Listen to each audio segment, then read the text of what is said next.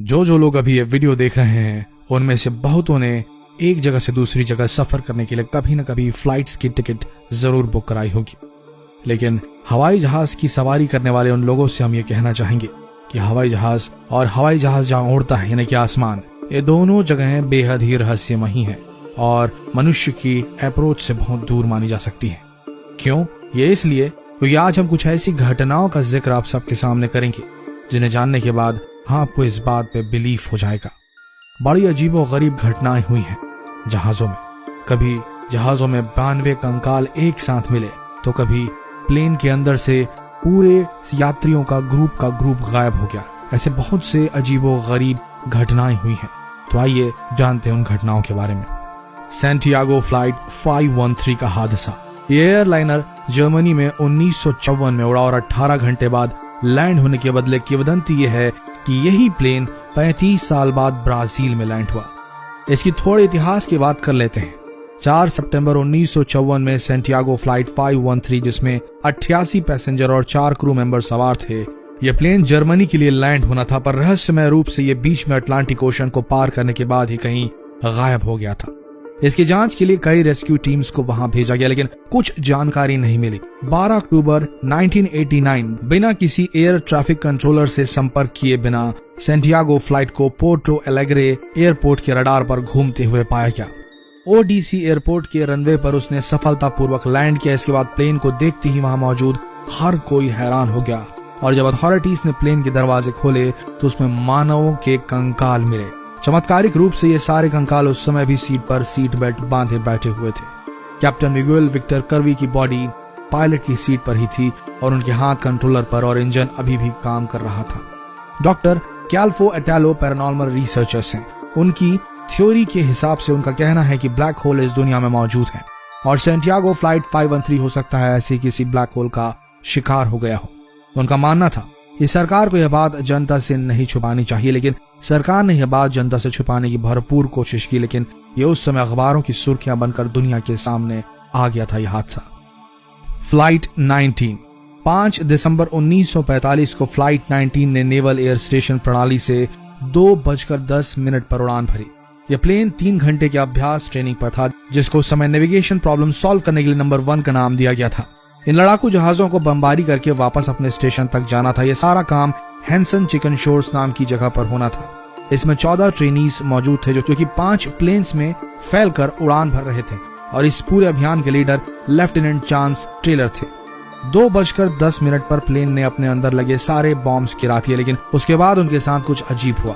जी हाँ, आपने सही सोचा। फ्लाइट 19 बर्म्यूडा ट्रायंगल से कहीं गायब हो गया। एयर ट्रैफिक कंट्रोलर को पता चलने के बाद वहां रेस्क्यू टीम को भेजा गया और एक बड़े क्षेत्र के समुद्र को खंगाला गया, लेकिन फ्लाइट 19 कहां गायब हुई, कौन उसे खा गया, कहां जाकर गिरी और उसका मलबा कहां है, इसके बारे में आज तक कोई कुछ पता ही नहीं पाया है, ना ही कुछ पता चल पाया है।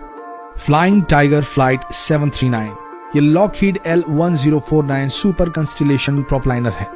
1962 में इसने कैलिफोर्निया से वियतनाम के लिए उड़ान भरी। इसमें 11 अमेरिकन सिविलियन क्रू मेंबर्स और 96 मिलिट्री पर्सनल मौजूद थे।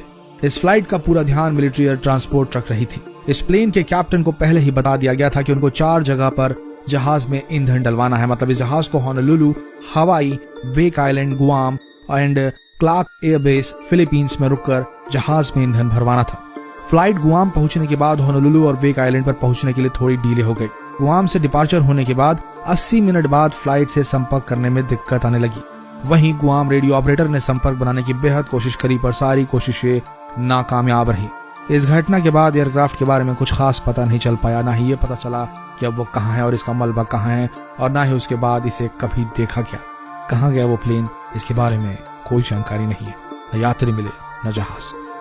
जापान एयरलाइंस फ्लाइट 1628 17 नवंबर 1986 में ये फ्लाइट पेरिस से नरीटा इंटरनेशनल एयरपोर्ट टोक्यो में लैंड होने के लिए उड़ी। इसके captain Kenju Terauchi, copilot Takanori Tamefuji, flight engineer Yoshio Tsukuba थे, जो कि सभी फ्लाइट में मौजूद थे। सब कुछ सही चल रहा था और जैसे ही फ्लाइट 35,000 फुट तक ऊपर पहुंची तो कैप्टन केंजू तेराउची ने अपने बगल में दोनों प्लेन्स को नोटिस किया और 2000 फीट नीचे मौजूद दोनों प्लेन्स को मिलिट्री प्लेन्स मान लिया। लेकिन तभी अचानक ही उन्हें अपने प्लेन के सामने कुछ अजीब चीजें नजर आने लगी।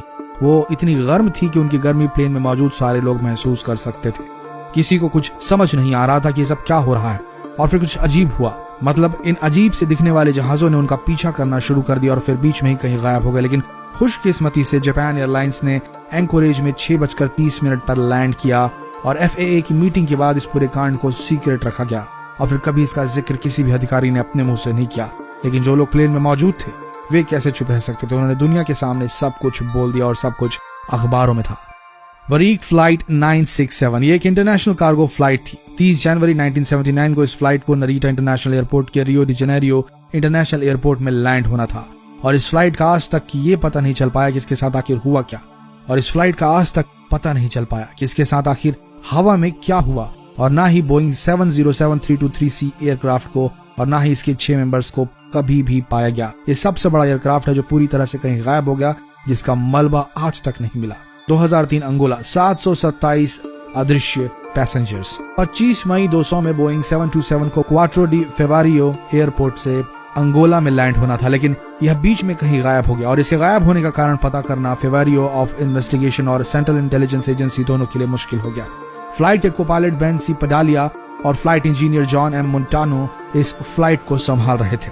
बिना किसी संपर्क के प्लेन ने उड़ान भरी। इसके बाद ग्राउंड पर मौजूद टावर ऑफिसर्स ने फ्लाइट से संपर्क करने की बहुत कोशिश की और वहां से कोई उत्तर नहीं मिला। बिना किसी लाइट और कांटेक्ट के ये प्लेन साउथ की तरफ अंटार्कटिक ओशन में कहीं जाकर गायब हो गया और आज तक इसका पता नहीं चल पाया।